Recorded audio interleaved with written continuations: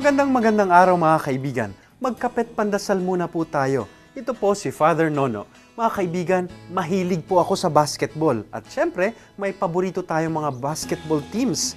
Sa UAAP, syempre Ateneo. Sa PBA, San Miguel o Pure Foods. At sa NBA naman, LA Lakers. Dati ko rin pong iniidolo si Michael Jordan ng Chicago Bulls. At ngayon naman, ang kasalukuyang MVP ng NBA na si LeBron James. Talaga pong napakagaling nitong si LeBron. Kaya nga ang tawag sa kanya o bansag sa kanya ay King James, hari. Dahil sa murang edad, 23 anyos lang, nagpakita na siya ng kakaibang galing. At dahil dito, ilang beses niya nang nadala sa finals ang kanyang koponan, ang Cleveland Cavaliers. Pero syempre po may malaking tanong. Kung ganun siya kagaling, bakit hanggang ngayon hindi niya pa rin nakukuha o napapanalunan yung NBA Championship ring? Katulad nga ng nangyari nitong huling tournament, sa kahuli-hulihan tumiklop sila sa Orlando Magic.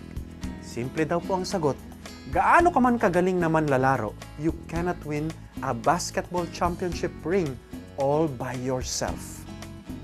Di mo kakayaning mag-isa, kailangan mo ng suporta at tulong ng iyong mga kasama sa koponan.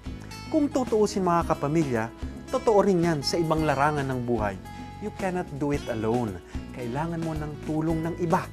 Kahit si Jesus nagpatulong sa 12 niyang alagad, it takes a lot of humility po to accept that.